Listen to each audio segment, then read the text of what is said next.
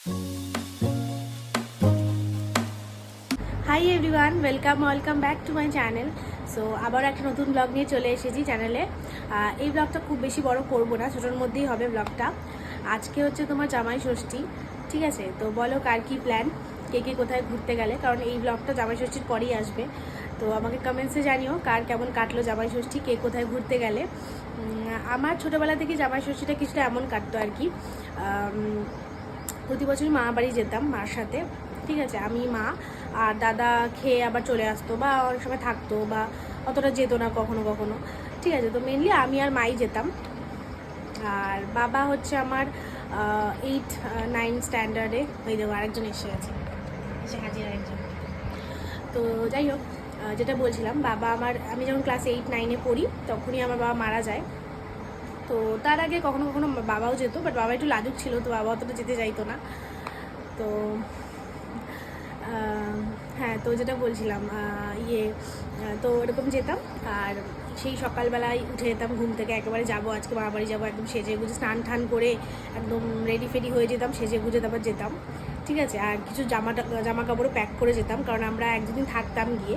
ওখানেও সব মাসিরা টাসিরা আসতো, মাসির ছেলেমেয়েরা আসতো, কাজিনরা আসতো আর কি, খুব মজা হতো, ঠিক আছে? মানে আজকে সকালবেলা যেতাম, জামাই ষষ্ঠী ধরো আজকে সকালবেলা যেতাম একদম রেডি ফেটে সেজে গুজে, একটু পোটলা পাটলা নিয়ে, ঠিক আছে, জামা কাপড় নিয়ে।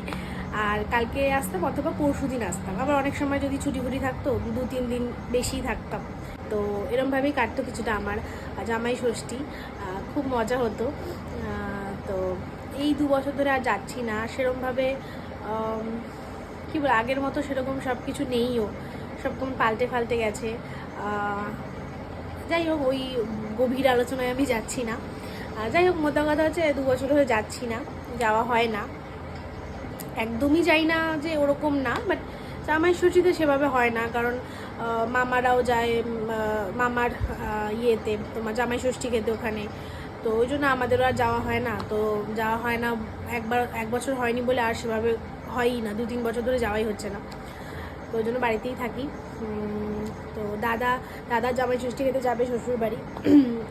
তো অ্যাজ ইউজুয়াল আমি বাড়িতেই থাকবো, যেটা বললাম। তো ভাবছি যে একটু স্পেশাল কিছু রান্না করব, ভাবছি চিকেন বিরিয়ানি আর চিকেন কষা করব। কোথাও যাব না, কেউ নিয়ে যাবে না, কোথাও যাওয়ার নেই, তো কি করব, একটু নিজেকেই খুশি রাখতে হবে। তো ওই জন্য আর কি চিকেন বিরিয়ানি আর চিকেন কষা বানাবো হোমমেড।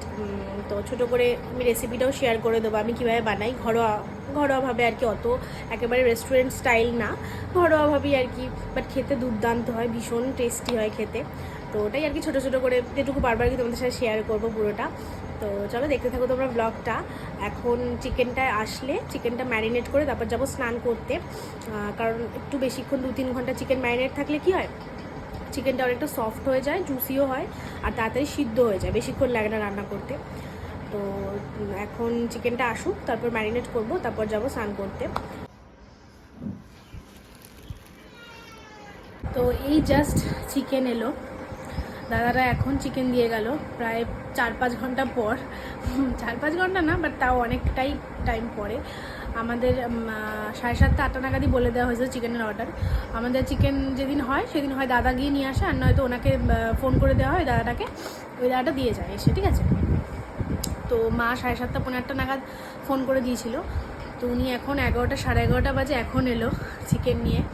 হয়তো জামাই ষষ্ঠী বলে প্রচুর ভিড় দোকানে, হতে পারে সেই জন্যই লেট হয়েছে, কারণ কোনোবার এরকম লেট হয় না, করে না, ওই 30-40 মিনিটের মধ্যেই দিয়ে যায়। তো যাই হোক, ফাইনালি এসে গেছে চিকেন। এবার ধুয়ে ম্যারিনেট করে তারপর আমি স্নানে যাব, স্নান টান করে একবারে তারপর বিরিয়ানির তোড়জোড় শুরু করব। তো এখন যাব চিকেনটা ধুয়ে ম্যারিনেট করতে।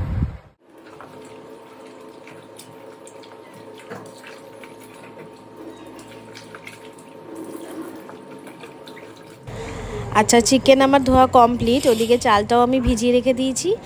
আর মাছ এনেছিল মার জন্য আর কালকের জন্য, তো ওটাও ধুয়ে নুন হলুদ মাখানো হয়ে গেছে।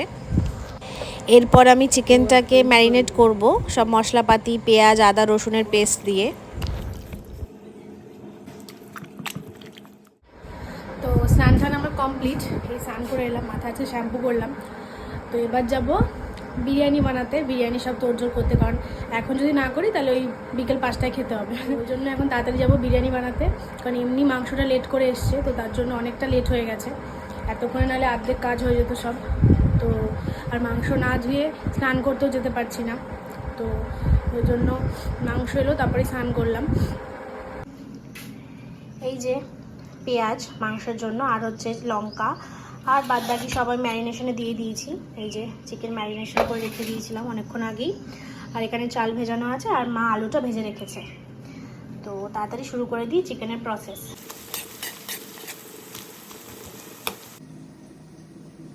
আচ্ছা, মাঝখানে আমি অল্প একটু বিরিয়ানি মশলা আর কাসুরি মেথি দিয়েছি, ঠিক আছে? এতে ফ্লেভারটা খুব ভালো আসে কাসুরি মেথি দিলে। যাদের মেথি পছন্দ না তারা মেথিটা স্কিপ করে দেবে।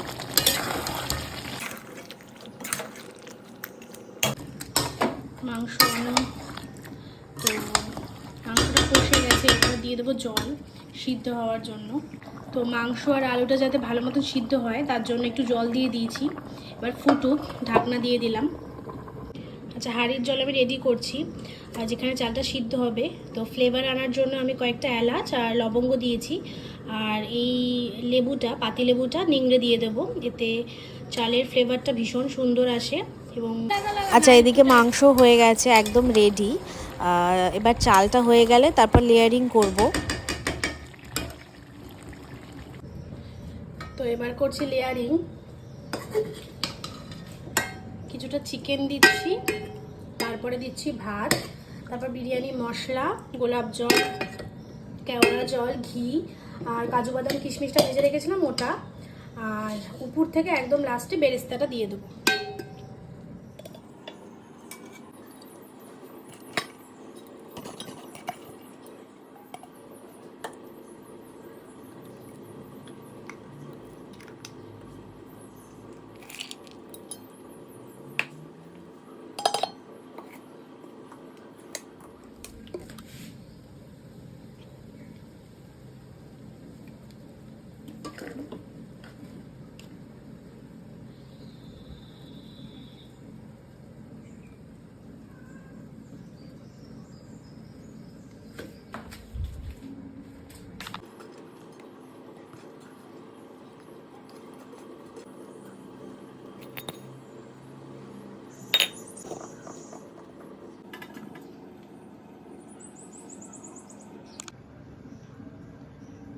গরম বিরিয়ানি অলমোস্ট কমপ্লিট, দমে বসিয়ে দিয়েছি।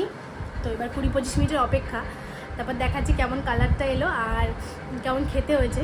খাইয়ে তো দেখাতে পারবো না, বাট হ্যাঁ টেস্ট করে তোমাদের বলতে পারবো কেমন হয়েছে না হয়েছে। আশা করি ভালোই হবে, এই নিয়ে 3-4 বার বানিয়েছি, তো ভালোই হবে। আর এই রেসিপিটা দেখানোর আরেকটাও কারণ হলো, অনেকেই ভাবো যে বিরিয়ানি অনেক তামঝাম, অনেক ঝামেলা, এই অনেক সময় লাগবে, কি বানাবো না বানাবো, তার থেকে কিনে খেয়ে নেবো, ওটাই বেটার। বাট সেটা ঠিক, একদম যে সহজ বিরিয়ানি বানানো একবার 30 মিনিটের মধ্যে হয়ে যায় সেটা না। বাট এটাও ঠিক যে কখনো কখনো দেখবে ইচ্ছে করে যে একটু নিজে হাতে নিজের মতন করে বানিয়ে খাই। হ্যাঁ মানছি, গলিতে গলিতে পাড়াতে পাড়াতে এখন সব বিরিয়ানির দোকান হয়ে গেছে আর কি। বিরিয়ানি খুবই অ্যাভেলেবেল সব জায়গাতে, আর ভীষণ কম প্রাইসেই অ্যাভেলেবেল। 70-80-100 টাকার বিরিয়ানি এখন সব জায়গাতেই পাওয়া যাচ্ছে, এবং নো ডাউট ওরা ভালোও বানায়, 2-1টা বাদ দিয়ে যথেষ্ট ভালো বানায়। 100 টাকায় ঠিকঠাকই দেয় সব কিছু, আর 100 টাকার তো তুমি আর্সেনালের বিরিয়ানি আশা করতে পারবে না, তো সেই হিসেবে যথেষ্ট ভালো দেয়। বাট এটাও ঠিক, কখনো কখনো মনে হয় যে দেখবে নিজের মতন করে একটু বানাই, নিজের মতন করে অয়েলিনেসটা কম বা বেশি করে, বা রিচনেসটা একটু বেশি বা কম করে, লাইটের মধ্যে হোক, এরকমভাবে একটু বানাই। মনেই হয় অনেক সময় যে ঘরোয়াভাবে একটু বানাই, তো তখন ডেফিনেটলি এই রেসিপিটা ট্রাই করে দেখতে পারো। খুব সহজ বলবো না, বাট খুব কঠিনও না, আমি পারলে তোমরাও পারবে। হ্যাঁ একটু সময় লাগে, একটু ধৈর্য লাগে, 2-2.5 ঘন্টা লাগে চিকেন ম্যারিনেশন থেকে শুরু করে সমস্ত কিছু করা, দম ফম দিয়ে একদম লাস্টে পাতে পরিবেশন করা, তো সব কিছুতে 2-2.5 ঘন্টা লাগে সব কিছু করতে। বাট হ্যাঁ ভালো কিছু পেতে গেলে একটু সময় তো দিতেই হবে। তো তোমরাও ডেফিনেটলি ট্রাই করে দেখতে পারো। যদি এই রেসিপিটা কখনো ট্রাই করে দেখো, আমাকে কমেন্টসে জানিও কেমন লাগলো, আশা করি ভালোই লাগবে। যাই হোক, অনেক কিছু বললাম। আর ওই ঘরে তোমার মা, ওই ঘরে এসি চলছে, আর হচ্ছে তোমার মা যেহেতু চিকেন বিরিয়ানি খায় না, চিকেন বিরিয়ানি বা মাটন বিরিয়ানি যাই বলো, বিরিয়ানি খুব একটা খায় না, তো ওই জন্য মা মাছ করেছে আলাদা করে, আর বিরিয়ানির রাইস থেকে আলাদা করে সাদা ভাত তুলে নিয়েছে। তো ওটাই খাবে আর অল্প একটু বিরিয়ানিটা চেখে দেখবে কেমন হয়েছে। তো এই হচ্ছে ব্যাপার। এবার 20-25 মিনিট এর অপেক্ষা, তারপরে বিরিয়ানি হাঁড়ি খুলে তোমাদেরকে দেখাচ্ছি। তো এই যে আসলাম এসির ঘরে, এসি চলছে, গো মা একটু শান্তি। এই যে আমাদের টেস্টি টেস্টি চিকেন বিরিয়ানি একদম রেডি। এবার সার্ভ করব প্লেটে। উফ, অ্যারোমাটা যা বেরিয়েছে না, আমার তো গন্ধেই জিভে জল চলে আসছে।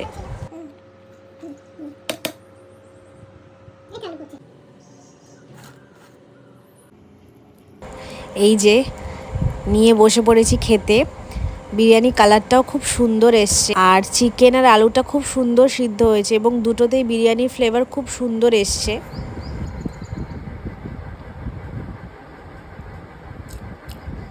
তোমরা ডেফিনেটলি বাড়িতে একবার ট্রাই করো এই বিরিয়ানিটা।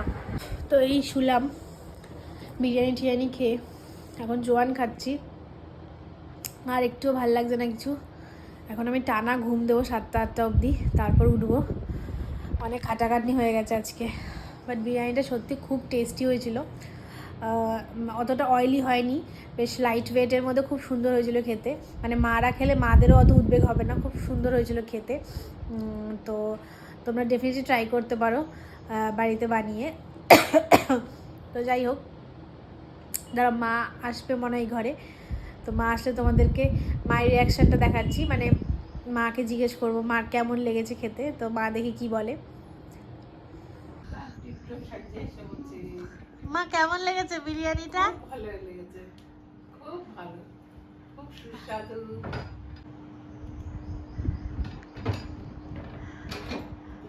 অতটা ঘি হয়নি, তাই না? খুব ভালো, হালকার মধ্যে ভালোই হয়েছে। হালকার মধ্যে। আমরা আবার ঠিক করেছিলাম খেয়ে দিয়ে আবার ঘুরতে যাবো। ভরপেটে খেয়ে আবার ঘুরতে যাওয়ার শরীরে আর যাচ্ছে না, এখন আমরা শুয়ে থাকি। তো আমি ঘুম থেকে উঠে গেছি, প্রায় অনেকক্ষণ ঘুমালাম আজকে। এখন 7:30-8টা মতন বাজে। মা লিচু দিয়েছে, এখন লিচু খাবো। তো বাস আজকে এই পর্যন্তই। আমার জামাই ষষ্ঠী কিছুটা এরকমই কাটলো। আর তোমরা কেমনভাবে কাটালে কমেন্টে জানিও। তো চলো, দেখা হচ্ছে নেক্সট ব্লগে। আজকের মতো টাটা।